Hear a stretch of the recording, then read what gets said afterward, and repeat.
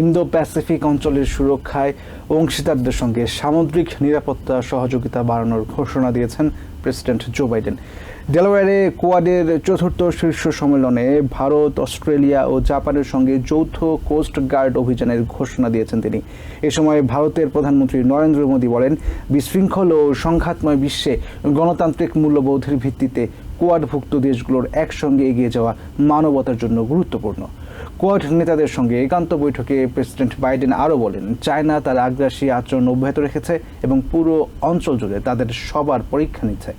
এছাড়া সম্মেলনের ফাঁকে প্রেসিডেন্ট বাইডেনের সঙ্গে দ্বিপাক্ষিক বৈঠকে বাংলাদেশের পরিস্থিতি নিয়ে আলোচনা করেছেন ভারতের প্রধানমন্ত্রী।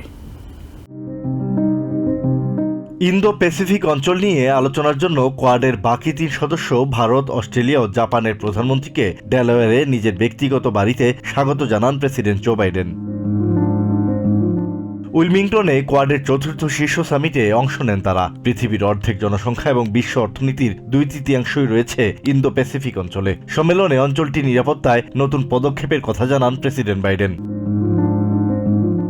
সদস্য দেশগুলোর সঙ্গে যৌথ অভিযান সহ আরও বেশ কিছু ঘোষণা দেন বাইডেন। অস্ট্রেলিয়ার প্রধানমন্ত্রী অ্যান্থনি আলবানিজ বলেন, ইন্দো প্যাসিফিক অঞ্চলের স্থিতিশীলতার জন্য সমমনা এই 4টি গণতান্ত্রিক দেশের একসঙ্গে কাজ করা গুরুত্বপূর্ণ। ভারতের প্রধানমন্ত্রী নরেন্দ্র মোদী বলেন, এমন একটা সময়ে এই বৈঠক হচ্ছে যখন উত্তেজনা এবং সংঘাতে আষ্টে পৃষ্ঠে জড়িয়ে আছে বিশ্ব। এমন পরিস্থিতিতে কোয়াড একসঙ্গে মিলে কাজ করছে মানবতার স্বার্থে, গণতান্ত্রিক মূল্যবোধের ভিত্তিতে। বিশ্ব শান্তির জন্য কোয়াড তাই গুরুত্বপূর্ণ।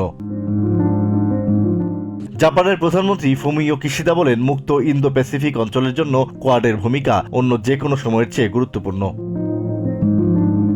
তবে সম্মেলনে দেয়া বক্তব্য ছাড়াও কোয়াড নেতাদের সঙ্গে বিশেষ একান্ত বৈঠকে প্রেসিডেন্ট বাইডেনের করা একটি মন্তব্য মূল আলোচ্য বিষয়কে আলোকিত করেছে।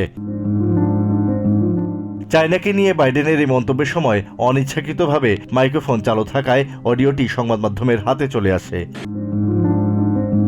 দ্বিপাক্ষিক বৈঠকে ভারতের প্রধানমন্ত্রী নরেন্দ্র মোদী বাংলাদেশের পরিস্থিতি নিয়ে আলোচনা করেছেন বলে জানিয়েছে ভারতীয় সংবাদ মাধ্যম the Indian express.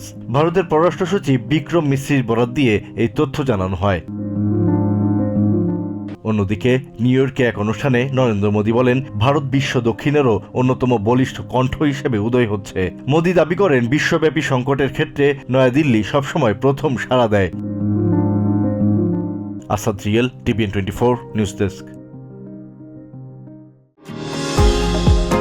New York থেকে সম্প্রচারিত TVN 24 টেলিভিশন বিশ্বজুড়ে বাঙালির কণ্ঠস্বর।